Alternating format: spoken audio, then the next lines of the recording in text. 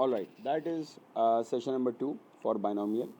First session में हमने पढ़ा कि किस तरह हमने नॉर्मल एक्सपेंशन करनी होती है, उसी को नेक्स्ट स्टेप पे लेके जाते हैं कि अब जब आपको नॉर्मल एक्सपेंशन करनी आती है तो आप कोई अननोन कैसे फाइंड करते हो, बाय जस्ट कंपेयरिंग और बाय जस्ट एक्सपेंशन। तो मैंने एक एग्जांपल कोड की है, that is also the past paper question. Coefficient of x square in the expansion of these two bracket is 84, find के। अब देखें के प्लस एक्स को तो मैं कुछ भी नहीं कर सकता, इसकी पावर 1 है, लेकिन 2 माइनस एक्स अपॉन 2 पावर 6 को पहले हमें एक्सपेंड करना होगा। तो सिर्फ मैं इसी ब्रैकेट को कंसीडर कर रहा हूँ। It's 2 minus x over 2 and it's power 6। अब सवाल ये है कि इसको मैंने कहाँ तक एक्सपेंड करना है। मुझे चाहिए एक्स स्क्वायर, मतलब मैं इसको सिर्फ वहाँ तक एक्सपेंड करूँगा जहाँ तक मेरे पास एक्स स्क्वायर आ रहा है।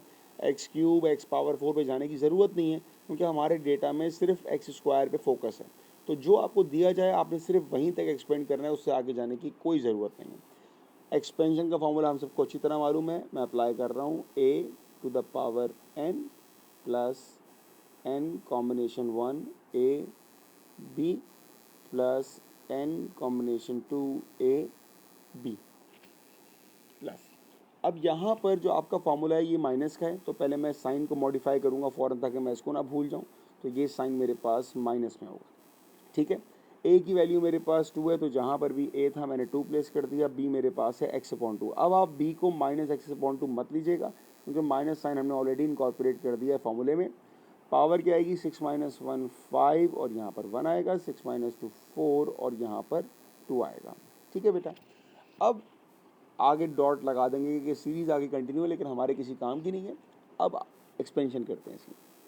2 power 6, 2 power 6 I think it's 64, but मैं कंफर्म कर लेता हूँ उसको। 2 to the power 6 it's 64, that is 64 minus 6 combination 1, तो 6 हुआ मेरे पास। 2 to the power 5 it's 32 x divided by 2, alright, plus 6 combination 2 which is 15. 2 times 4 it will be to 16 times x square divided by 4, right, plus आगे हमारी series काम की है। तो अब आप ये देखें कि जो मुझे बात की गई थी एक्स स्क्वायर की, मेरे पास एक्स स्क्वायर आ गया, इससे ऊपर जाने की ज़रूरत ही नहीं है।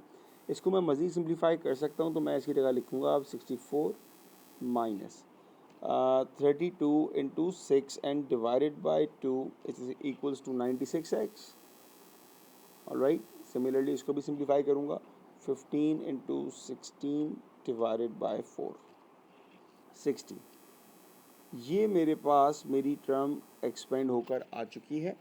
अब जो मेरा क्वेश्चन था मैं वो दोबारा लिखूँगा। क्वेश्चन क्या है मेरे पास, k plus X bracket 2 minus X upon 2 to the power 6। अच्छा, अगर मैं इसको ऐसे लिखूं, भाई k प्लस 6 तो मैं वैसे ही लिखूंगा, लेकिन अब ये 2 माइनस एक्स अपॉन 2 की पावर 6 ही रहेगा, जो मेरी एक्सपेंशन आ चुकी है, that is 64 minus 96 x plus 60 x square and it goes on.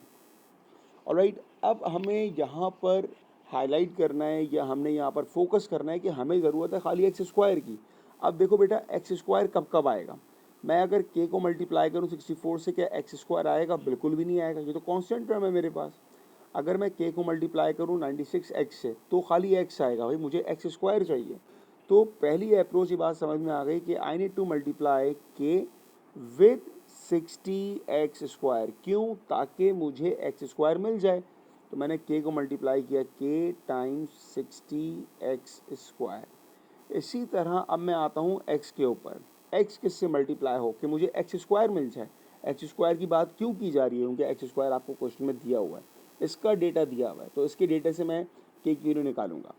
अब मैं x को किससे मल्टीप्लाई करूंगा? Obviously I need to multiply x with 96x, ताकि x और x मल्टीप्लाई होके एक्स स्क्वायर बन जाएगा।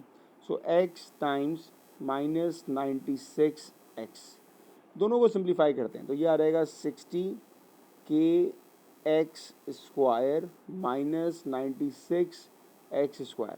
अब जो कोफिशिएंट आपको क्वेश्चन में दिया है वो क्या दिया है? वो दिया हुआ है आपको 84।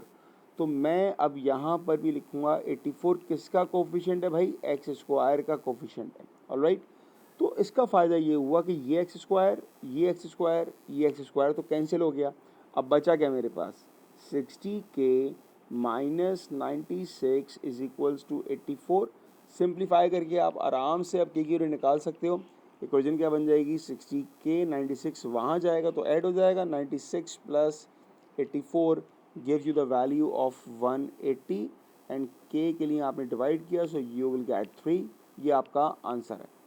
That is the second type of question जहाँ पर आपको कोफिशिएंट दिया जाएगा और आपको खुद जज करना पड़ेगा कि मैंने किसको किससे एक्सपेंड करना है ताकि मेरे पास डिज़ायर्ड टर्म का कोफिशिएंट आ जाए। तो ये इस तरह के सवाल 3 से 4 मार्क्स के आपके पास पास पेपर्स में आते हैं।